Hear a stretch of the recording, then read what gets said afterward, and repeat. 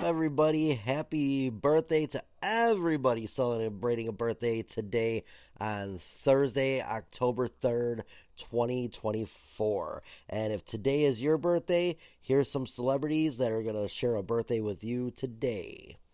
Let's see, A$AP Rocky is 36, Gwen Stefani is 55, Tommy Lee from Motley Crue, 62, C.J. Stroud, quarterback extraordinaire from the Houston Texans, is 23. Actress Neve Campbell turns 52. And Backstreet Boys' Kevin Richardson is 53. Tomorrow, October 4th, you shared with Derrick Rose, who's going to be 36. Alicia Silverstone, 48. Susan Sarandon's going to be 78. Russell Simmons, 67. And actress Rachel Lee Cook from She's All That is going to be 45. Saturday, October 5th, you share a birthday with me. I'm going to be 44. Travis Kelce also shares a birthday with us. He's going to be 35. Kate Winslet, 48. Jesse Eisenberg, 41. Brian Johnson, the lead singer for AC/DC, 77. Full House star Scott Winger, 49. Also, Ray Kroc would have had a birthday, the one who stole McDonald's away from the McDonald's brothers. And Bernie Mac would have had a birthday also. And then Sunday, October 6th, Bronny James is going to be 20. Trevor Lawrence, 25. Actress Elizabeth Shue, 61. And Pink Power Ranger Amy Jo Johnson is turning 54. So if it's your birthday this weekend, very, very happy birthday to you and to me and all the celebrities that are celebrating birthdays. Let's get on with the show. We got a lot of stuff to talk about, and let's get into it. We're going to start with some NFL. All right, so week 4 of the NFL season is behind us, and last week I went 9-7 for 56.25%. On the season, I'm 35-29 for 54.69%. So I'm still above 500 right now. I did better this week. I was above 500 on my picks last week. I was 6-10. Week before I was right at 500 at 8-8. My best week so far was week 1 where I went 12-4. So we'll see what happens this week. Let's go into what happened last week with the games. It was crazy again. Like I said, I mean, this has been a season of some upsets that people didn't think were going to happen. So let's go and see what I've done or what happened last week, and then we'll go over this week's games, and I'll tell you who I picked for this week. All right, so I did win my fantasy week too, though. I'm 3-1 there. It's pretty cool. But yeah, let's look into let's see. Hang on one second. All right, so week 4. Started out with Thursday Night Football. Dallas Cowboys got the win over the New York Giants. And then Sunday, we had the New Orleans Saints lose 26-24 to the Atlanta Falcons. The Indianapolis Colts beat the Pittsburgh Steelers 27-24. Chicago Bears with the big 24-18 win. We talked about that on Monday on my post-game show. Let's see. The Minnesota Vikings went 4-0, beating the Green Bay Packers 31-29. The New York Jets lost 10-9 to the Denver Broncos. And here's the crazy thing. Bo Nix at the half was like -7 in yards thrown. and literally still beat the Jets 10-9. Crazy to think about. Uh, Philadelphia Eagles lost 33-16 over the Tampa Bay Buccaneers. Cincinnati Bengals beat the Carolina Panthers 34-24. The Houston Texans beat the Jacksonville Jaguars, who are now 0-4, 24-20. San Francisco 49ers beat the New England Patriots 30-13. It was the Commanders with a commanding win over the Arizona Cardinals 42-14. The Las Vegas Raiders beat the Browns 20-16. Kansas City Chiefs won and went to 4-0. They won 17-10 over the Los Angeles Chargers. And then, of course, we had Sunday Night Football. It was the Baltimore Ravens 35-10 over the Buffalo Bills, giving them their first loss of the season. And then Monday Night Football, there was two games. The Miami Dolphins lost to the Tennessee Titans 31-12. Tennessee got their first win of the season in that one. And then, of course, the Detroit Lions gave the Seattle Seahawks their first loss of the season, 42-29. So, yeah, it was a good, pretty decent week for me, 9-7. I'll take it. Obviously, picking this is 50-50. Anything can happen. Week 5, which starts tonight, will be the Tampa Bay Buccaneers and the Atlanta Falcons. I've got the Buccaneers in that one, winning that. The New York Jets, I'm going to take, giving Minnesota their first loss of the season. I think Aaron Rodgers is going to, torment the NFC North with that win and give them their first loss. I say the Chicago Bears are going to win over the Carolina Panthers. They're going to be all over Andy Dalton like white on rice. Baltimore Ravens are going to beat the Cincinnati Bengals.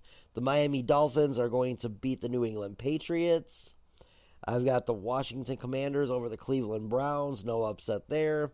I've got the Jacksonville Jaguars going 0-5, losing to the Colts in that one. I've got the Houston Texans over the Buffalo Bills. Here's the thing. With the pick right now on that, the Bills are 60% of the people are taking them. I really believe the Houston Texans are going to take that game. I think Josh Allen is going to have a decent game, but he's still going to lose. The Denver Broncos, I've got them over the Las Vegas Raiders. I've got the San Francisco 49ers beating the Arizona Cardinals. I've got the Rams upsetting the Packers.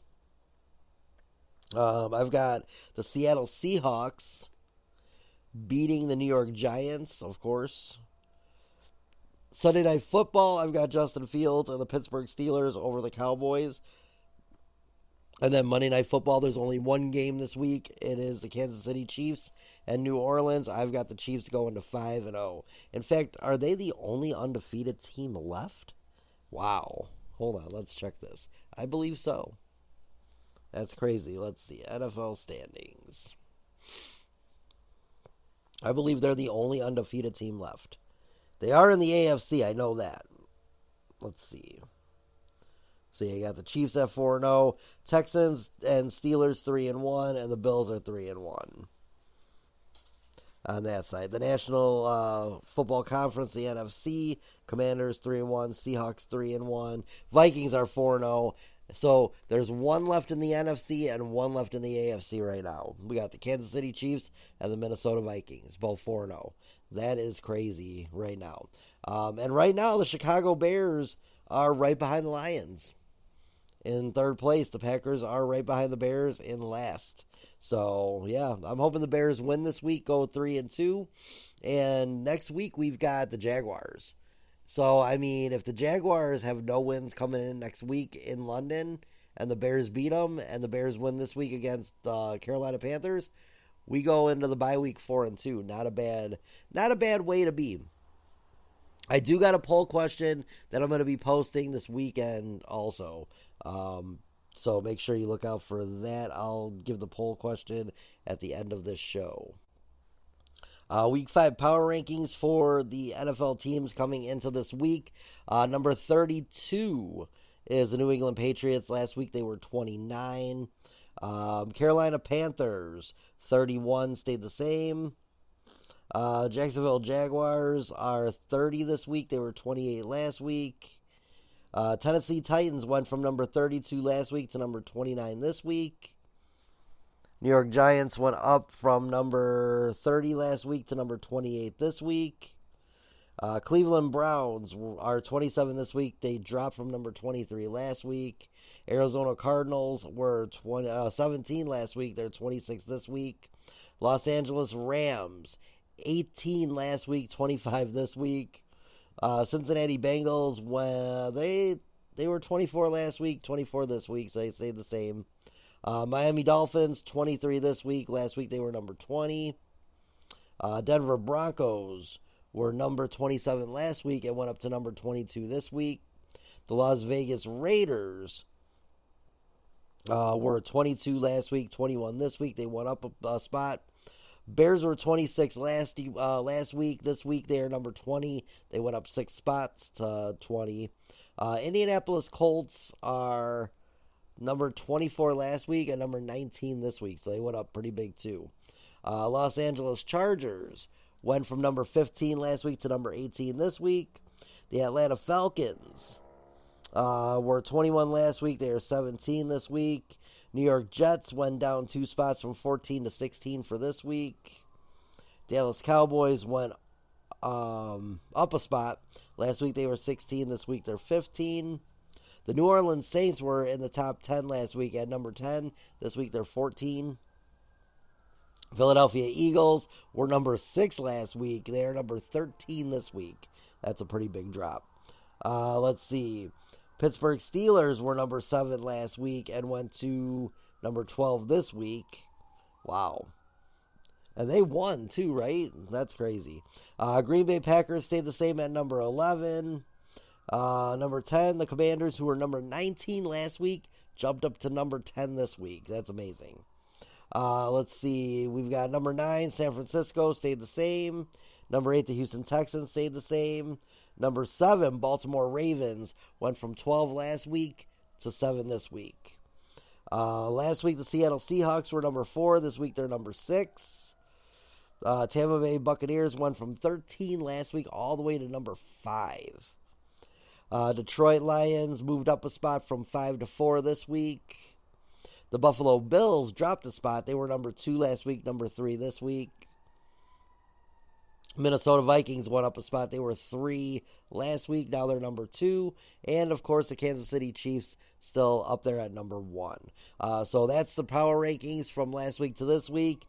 Not too bad. I'm excited for this week. I think there's going to be some good games. I think the Bears are going to beat up on Andy Dalton a little bit. I think last week he dropped because I think teams now have film from him on this year. Remember, you would look at film from last year, but quarterbacks change every year.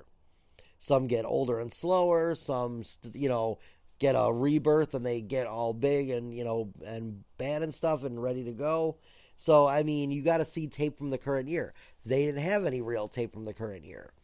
Possibly a little preseason stuff, but nothing in the regular season yet. They didn't know how to prepare for them. Now teams know how to prepare for them. So, I think that he's not going to have it as easy as he did in the first week that he played, where he threw over 300 yards. I don't see him being a 300-yard thrower against the Bears. I just don't. I think the Bears defense, they know, first of all, Andy Dalton played here. And so we have a lot of film on him from when he played here. And then they got the film for the last 2 weeks of him playing. So, yeah, I think Eberflus is definitely doing his due diligence on the defensive end of the field. The thing is, the Bears have a defensive coach. Okay, we all know this. The Bears have a defensive coach. When you have a defensive coach, he's going to be thinking about the defense more than the offense. The offense is the job of the coordinator and the quarterback coach, running back coach, wide receiver coach. This is why you got coaches for every single damn position in the NFL. So those guys are supposed to go in and say, okay, we're going to do this. We're going to do that. That's not Eberflus's job. Eberflus is the head coach. He makes the lineups. He gets everybody ready for the game. And he does have his head into the defense because that's what he is. He's a defensive-minded coach. So, yeah, that's how I feel about that. I'm excited about him. I still feel he's a good coach. I'm a little more excited about our offensive coordinator now. He had a lot better game. If he just rolls with what he did in the last 3 quarters of that game, we're gonna win some games this year. It's gonna be great. Let's move on to NCAA. All right, so here is the rankings for the top 25 in college right now. The UNLV shows up on this list, but only as an unranked team who is 4-0, which is crazy to me. It's crazy to me that a 4-0 team doesn't even make the top 25. They're like right on the outside looking in. Number 25, Texas A&M, who are 4-1. Make it all make sense. Illinois Fighting Illini, 4-1. They come in at number 24. Number 23 is Indiana. The Hoosiers are 5-0. Louisville is number 22 at 3-1. Boise State 3-1 at number 21. Number 20 is Kansas State, and they're 4-1 right now. Oklahoma, the Sooners, are number 19 at 4-1. Utah 4-1 at number 18. BYU is 5-0 at number 17. Iowa State is 4-0 at 16. Number 15 is Clemson, 3-1. Notre Dame 4-1 at 14. LSU 4-1 at 13. Ole Miss 4-1 at 12. USC, who had their bye week last week, are 3-1 at 11. My Michigan Wolverines are 4-1, and they're coming in at number 10. Mizzou's coming in at 4-0 at number 9. The University of Miami at 5-0 is number 8. Number 7 is Penn State, who are 4-0. Number 6 is Oregon at 4-0. Remember the game Oregon Trail? Just wanted to bring that up. Number 5, the Georgia Bulldogs. They took a big hit losing that game last week to Bama. They are now 3-1 and number 5. Number 4 is Tennessee at 4-0. Number 3 is the Ohio State Buckeyes at 4-0. Number 5 is Texas at 5-0. And, of course, number 1 at 4-0 is Roll Tide, Alabama, coming in at number 1. So, craziness last week in college football.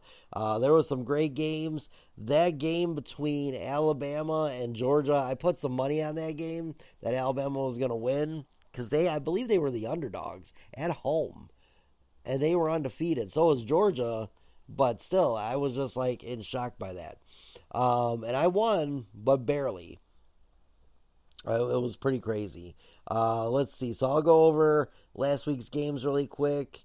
The Miami, Florida, University of Miami won 38-34 over Virginia Tech.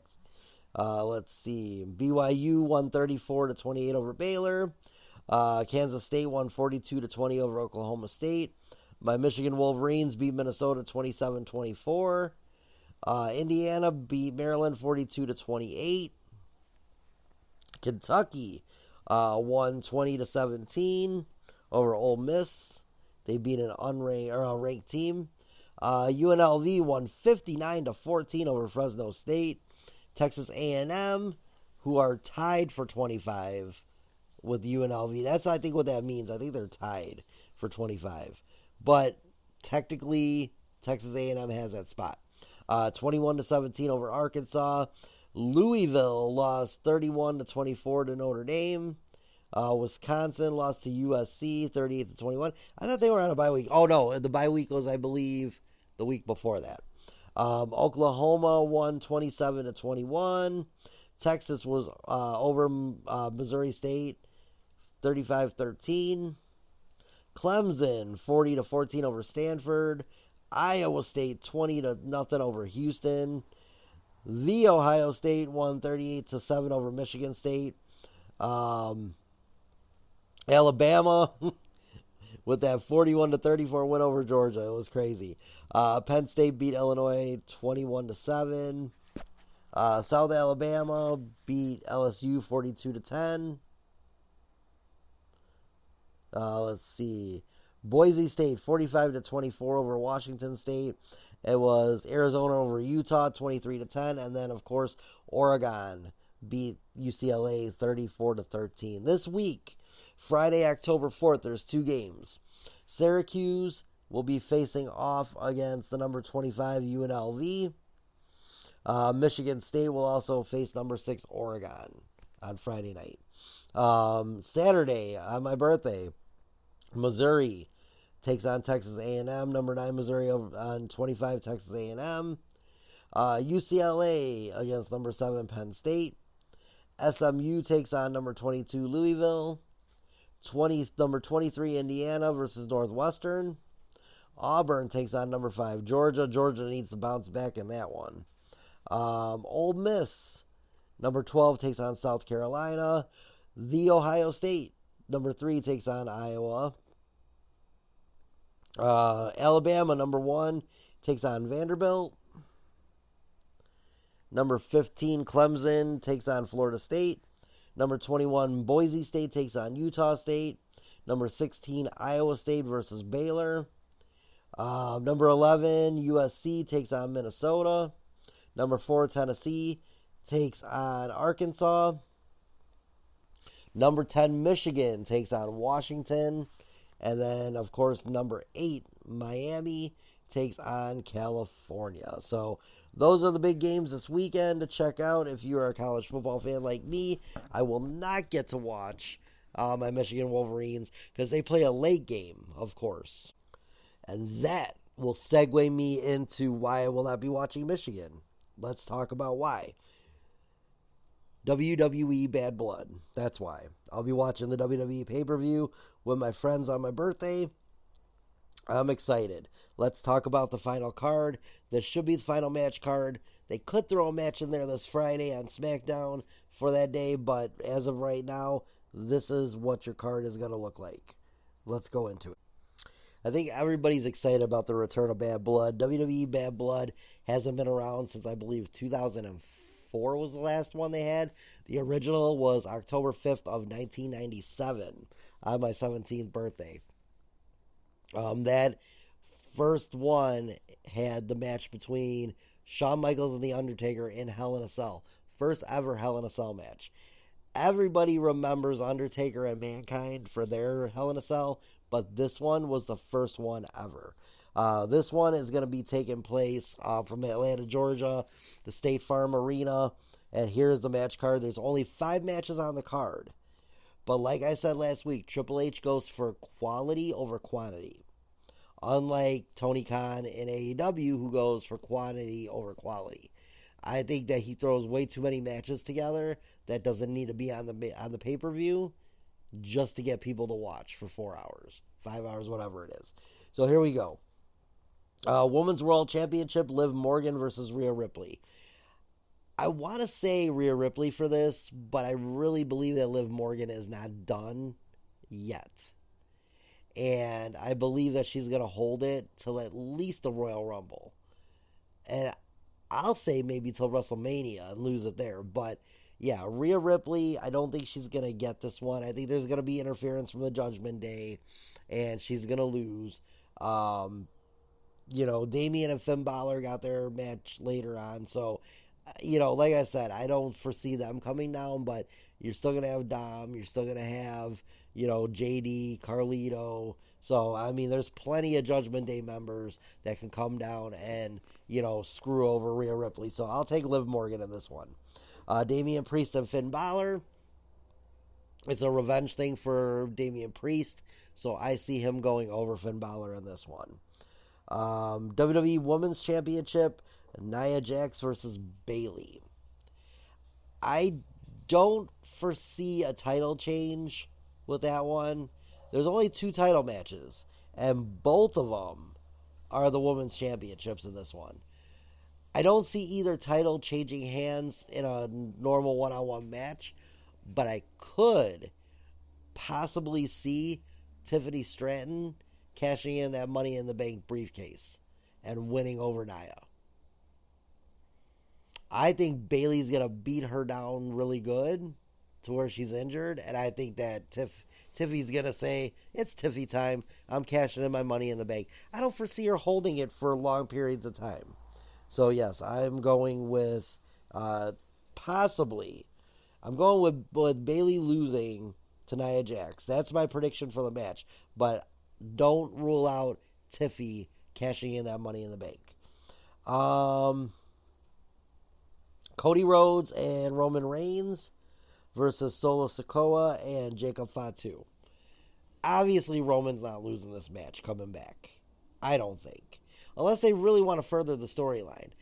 I could see at the end the rest of the bloodline beating down, Roman and Cody.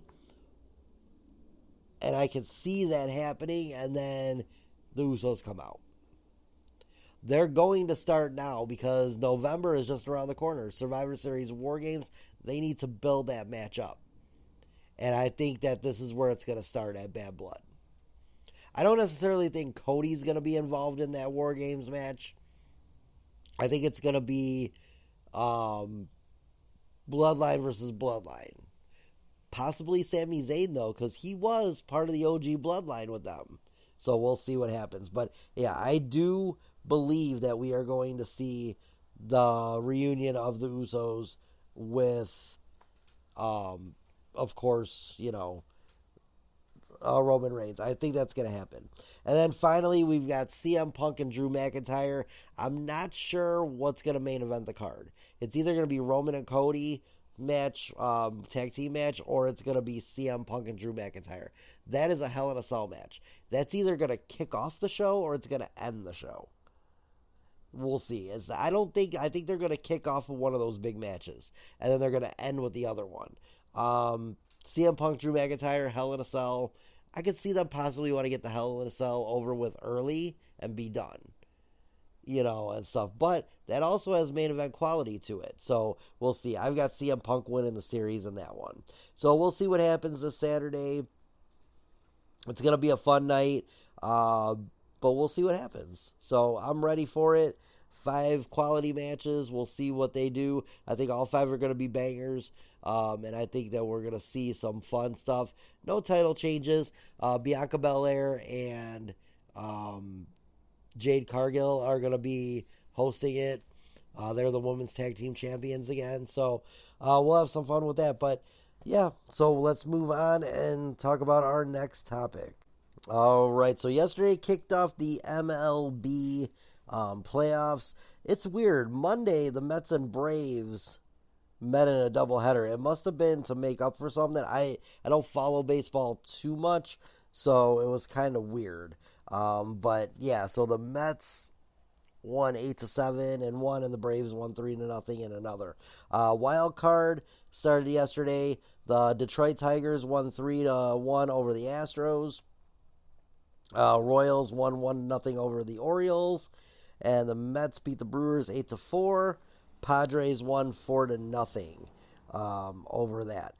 In the bottom of the first right now, today's games, the Tigers and the Astros. No.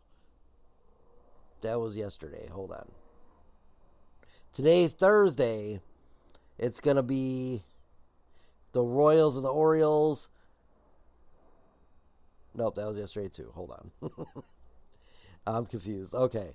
Well, you know what? We'll just go over the games that were over already. So, obviously I'm recording this show the day before, so it is Wednesday for me. But this show is for Thursday through Sunday. I'm just recording it a day early. So at the time of taping, the Tigers and the Astros were tied at 0. Also, the Royals and Orioles were playing today. The Mets and Brewers are playing later today, and the Braves and Padres. The games for Thursday, which is today, would be, for what the show is Tigers and Astros, Royals and Orioles would be Friday, or that day, and then the Braves and Padres, and the Mets and Brewers. So make sure you check out all of that. I'm not going to go into the weekend games. We'll see next week where they're at. I'm recording it because I have a busy Thursday and Friday with my birthday weekend being here. Got a lot of stuff to do, so I'm recording it a day early. Which all my shows obviously are never live. They're all pre-recorded. But usually I record on the day that I release the show. So if I release it, but I like to release all my shows on Thursday. Thursday or Friday. So, like, if I know I'm going to be busy on a Thursday, then I'll record on a Wednesday. I'll never record on Fridays again. I'd rather just record on Thursdays. So let's go into our next topic, which is the WNBA playoffs, and see what's going on with that. Let's see where those ladies are right now. So WNBA playoffs. Let's see. So the final on Tuesday was the Lynx 77-70 over the Suns. The Sun. That series is tied at 1 in Game 2. The Liberty won 88-84 on Tuesday, and they lead the series 2-0. Game 3 is going to be Friday, October 4th for both teams, and then, if necessary, to be determined, will be the Lynx and the Sun on Sunday, and the Liberty and the Aces on Sunday. So, we'll see what happens. I guess, it's crazy. They're only like best of fives, so there's really not much to talk about with the WNBA. All right, let's move on to our entertainment section of the show. So if you are done listening to the sports, and you don't want to listen to the entertainment, I'll see you guys later. If you want to listen to the entertainment part, stick around. Let's do it. So last week was a country music award show. It was the second time they've done it. Never heard of this country music show. It's the People's Choice Country Awards. They did one last year, and then they did one this year. Never heard of it. It was from the iconic Grand Ole Opry House in Nashville. It was on NBC. The reason I didn't talk about the nominees last week is I didn't even know this award show existed until I saw the previews and all that on the day after I did my show. It was hosted by Shania Twain. Let's see who won all the awards for that. So if you didn't get to see it, you're like me. The People's Artist of 2024. Now, I'm guessing, just like the People's Choice Awards, this was voted on by all the fans. So here we go. The People's Artist of 2024. Morgan Wallen won. He beat out Zach Bryan, Luke Combs, Lainey Wilson, Kane Brown, Beyonce, Jelly Roll, and Casey Musgraves. The Male Artist of 2024, Luke Combs won that one. He beat out Zach Bryan, Morgan Wallen, Kane Brown, Jelly Roll, Cody Johnson, Chris Stapleton, and Bailey Zimmerman. The Female Artist of 2024 went to Lainey Wilson. She beat out Beyonce, Carly Pearce, Dolly Parton, Casey Musgraves, Kelsey Ballerini, Megan Mulroney, and Miranda Lambert. The group duo of 2024 was Dan and Shay. They beat out Old Dominion, Old 60, Brothers Osborne, the Red Clay Strays, the War and Treaty, Tringley Gold, and Zach Brown Band. New Artists of 2024 went to Shabuzi. They beat out Warren Zaders, Tucker Wetmore, Nate Smith, Co Wetzel, Dasha, Chance Beckham, and Chase Matthew. The Social Country Star of 2024, winner was Morgan Wallen, beat out Reba, Luke Combs, Kelsey Ballerini, Jelly Roll, Dolly Parton, Beyonce, and Bailey Zimmerman.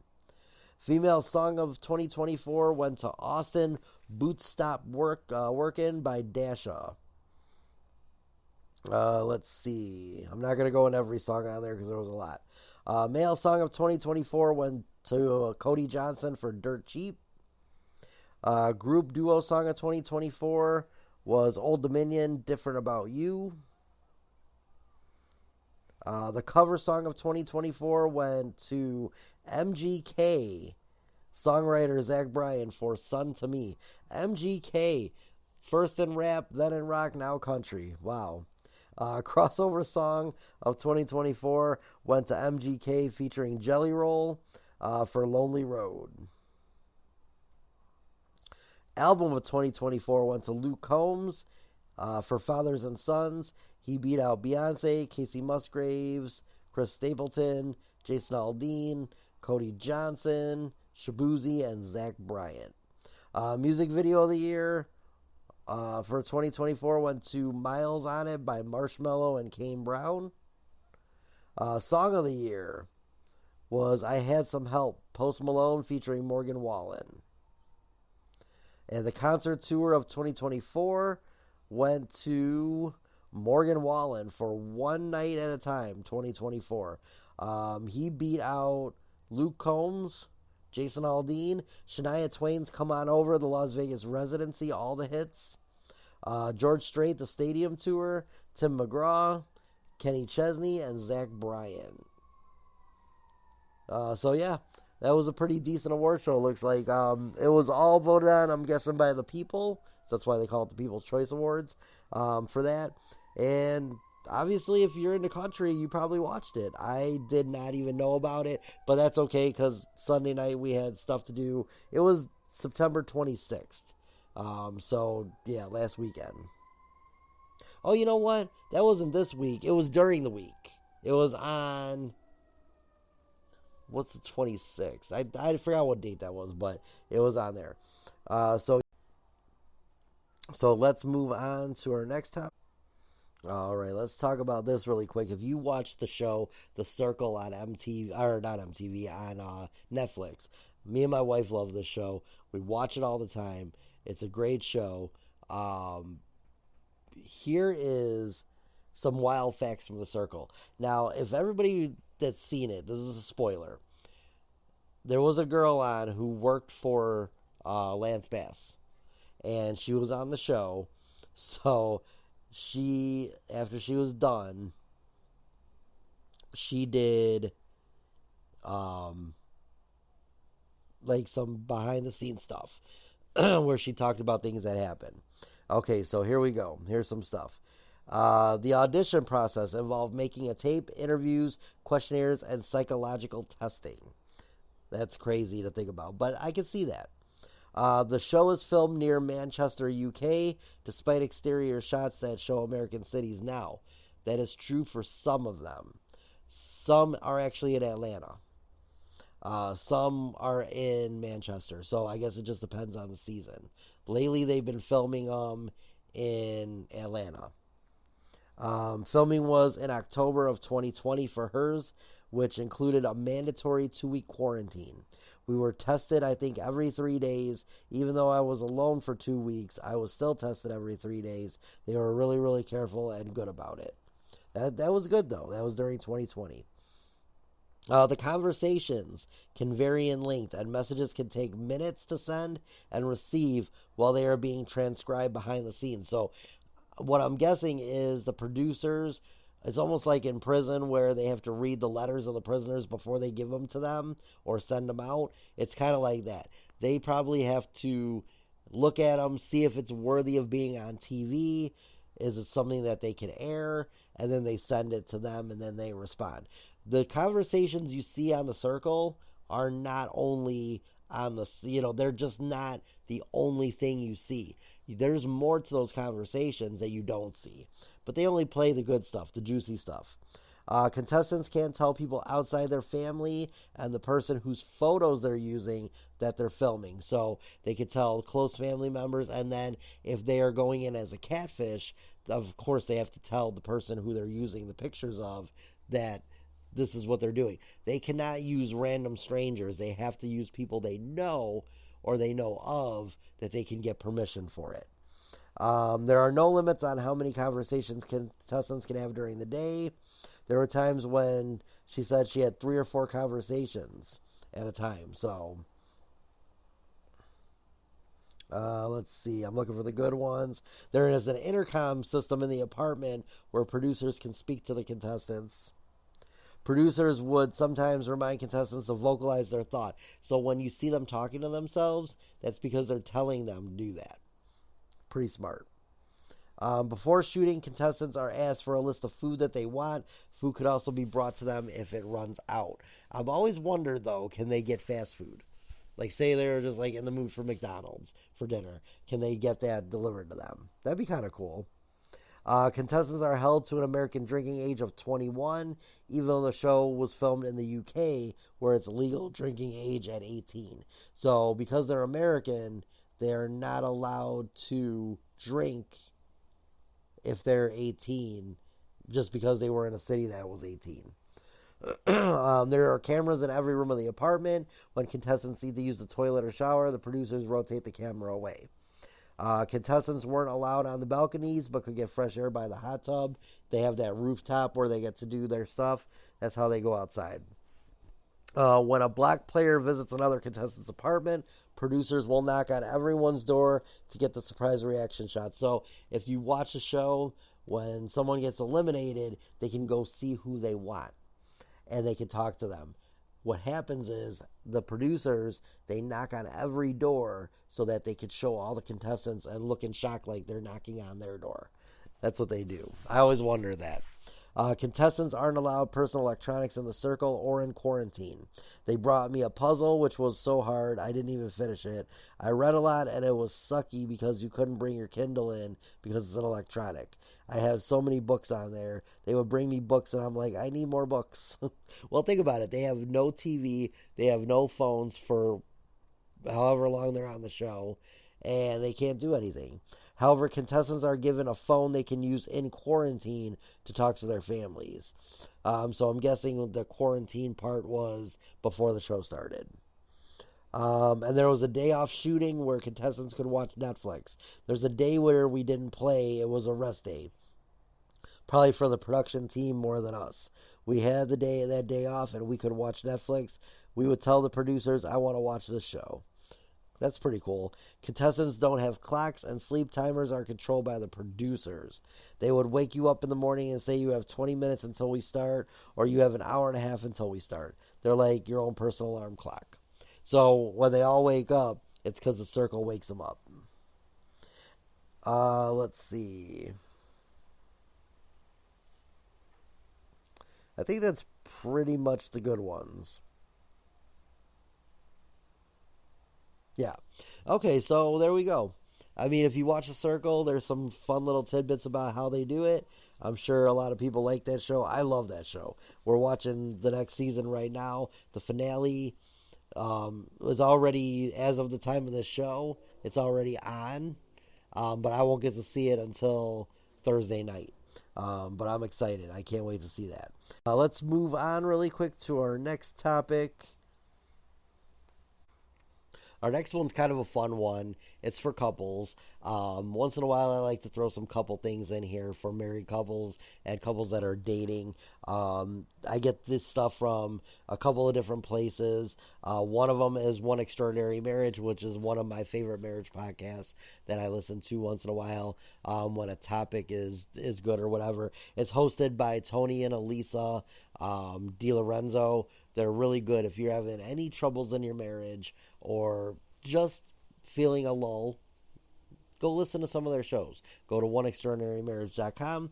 You can listen to shows. They have books out that you can buy and read. But here's 31 relationship holidays. The reason I'm bringing this up is holiday season's upon us. We're in October. That means we have Halloween kicking it all off. You got Halloween, you got Thanksgiving, you got Christmas, you got New Year's, and then Valentine's Day. You got a 5 cluster from October to February. So here's January through March romantic holidays.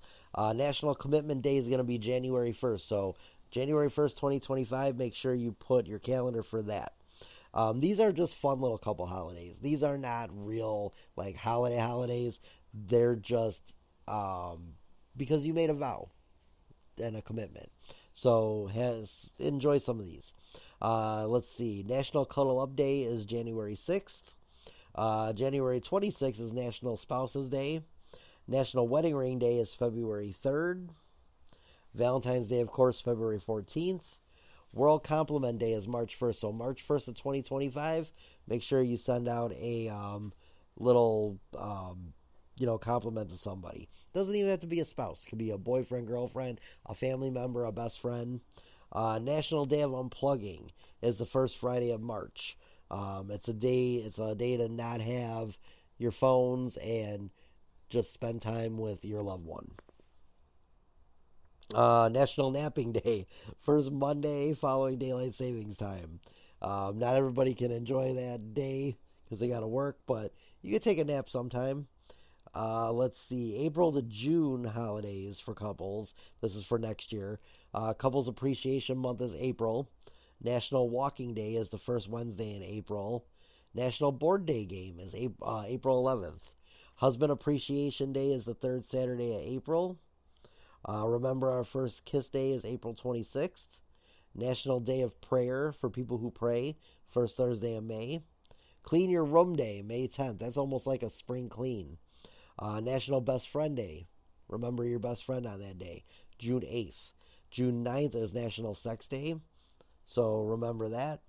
Here's July through September. So we're out of July and out of September, but this is for next year. July 6th is International Kissing Day. National Nude Day is July 14th. It does not mean to go outside and walk around nude. You're going to get in trouble for that. National Hand Holding Day is August 9th. Oh, I missed this one. National Friendship Day, August 4th. Read a Book Day is September 6th. Wife Appreciation Day is the third Sunday of September. Love Note Day is the fourth Friday in September. And here we go. These are October through December, so this is now. National I Love You Day is October 14th. It says there's so many ways to say I love you. Pick 1 or 100 and express your love to your spouse. National Conflict Resolution Day is the third Thursday of October. World Menopause Day is October 18th. National Sex Toy Day is November 4th. Word Foreplay Day is November 9th. World Hug Day is December 3rd. And that's it. So those are some fun little relationship and friendship holidays that you can spend with your spouse, best friends, or whoever you want. So make sure you do all that. That's cool. It's a good way to rekindle your relationship with your spouse. So make sure you do some of that stuff for them. Write them down. Rewind this and write them all down. I'm going to do this quick news segment really quick of things to do this weekend in the Chicago area.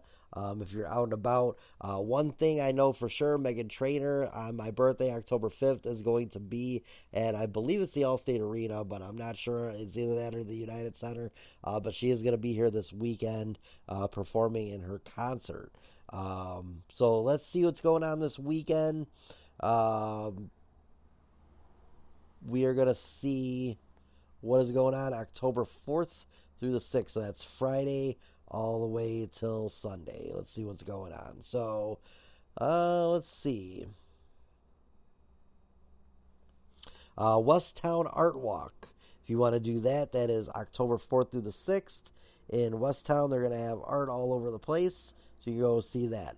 Lincoln Square Ravenswood Apple Fest. You can go check that out this weekend. Let's see.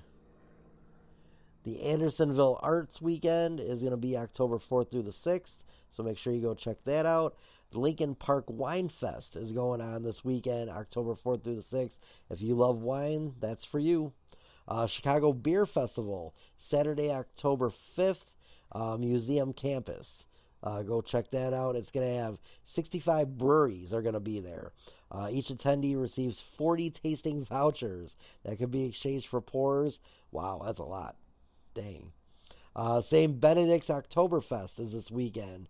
It's October 4th through the 6th. You can catch a set from a local band, enjoy tasty German fare, and sip brews. So make sure you check that. Admission is free to that one. Harvest Hangout at Gallagher Way. That's October 4th through the 6th. Make sure you check that out. It's a fun weekend. It's a fun weekend of fall fun. Host of family-friendly activities, live music, lawn games, carnival games, inflatable corn maze, face painters, petting zoo, college and NFL football will also be shown on the video board on Saturday and Sunday. Boo at the Zoo. Go check that out, of course. You can go check that out. That is that Brookfield Zoo? Yup, that's Brookfield Zoo. Make sure you go check that out. Latina Comedy Festival. That is going to be October 3rd through the 5th, so Thursday through Saturday. Latina Comedy Festival is back for a third year, featuring 3 days of performances at multiple venues across the city. Check out over 40 of the top Latinx comedians from across the country, including locals like Ana Lucra, Christina Gutierrez, and Melissa Dupree. Go check that out this weekend. Chicago Sea Dog Haunted Tours. Go check those out. It's a 75-minute boat tour that explores Chicago's spooky past while winding through some of the city's most gorgeous architecture.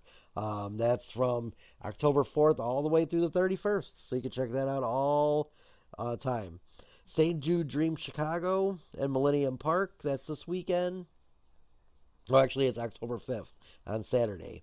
It's a fundraising event which brings together Chicago's best restaurants and chefs for an evening of all-you-can-eat food and drinks, plus live local music by local cover band 16 Candles. I like them. They're good.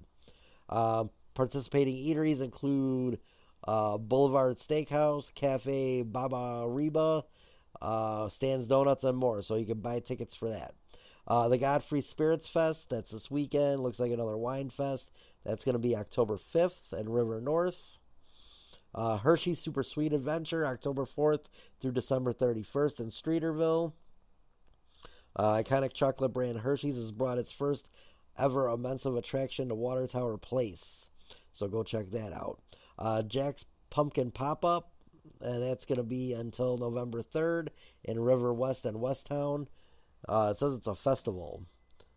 More than 10,000 pumpkins, axe throwing, carnival games, food trucks, twinkling orange light display, and more. Go check that out. Reeling Film Festivals this weekend. That is until October 6th, so make sure you go check that out. Chicago Bears Watch Party at Timeout Market Chicago until January 5th, so that's every week during Bears games. It says you can watch Chicago during football season. To catch the Bears in action on a big screen, we'll be showing the games with sound each week on a 32-foot wide by 6-foot tall screen. Wow. You can get fried chicken burgers and tacos while sipping a cold beer. It's free to go to see it, but you got to pay for your food. Harry Potter and the Cursed Child until February 1st in the Loop. Go check that out. Chicago Humanities Fall Festival until November 9th. Let's see. That's an annual festival, assembles luminaries from the fields of politics, journalism, and the arts for a multi-week series of programming across the city. Some of the season's biggest speakers are going to be Kate McKinnon, who was on Saturday Night Live, Ketanji Brown Jackson, R.L. Stein, and Connie Chung. Wow. That's cool. And that's pretty much it. I mean, there's a lot of stuff. A lot of stuff. But that's some of the best ones. So definitely go check that out. And then, of course, Meghan Trainor, like I said, is going to be here this weekend performing too. So make sure you go check her out as well. Let's talk about our last topic. It's movies. It is movies. We are going to talk about last week's box office and where everything fell. Let's go check that out first. And then we'll see what new movies could possibly knock out the number one movie from last week. So here we go. Number 10, Howl's Moving Castle.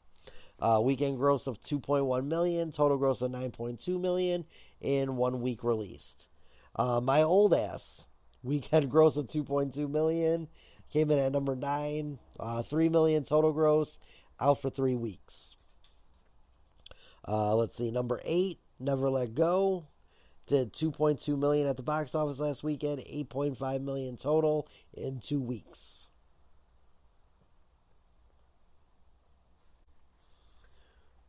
Number 7, and I am shocked. Not really, but I am.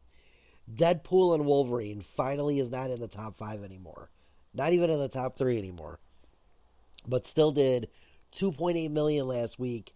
It's done $632 million in 10 weeks. Now, it is available on Amazon Prime.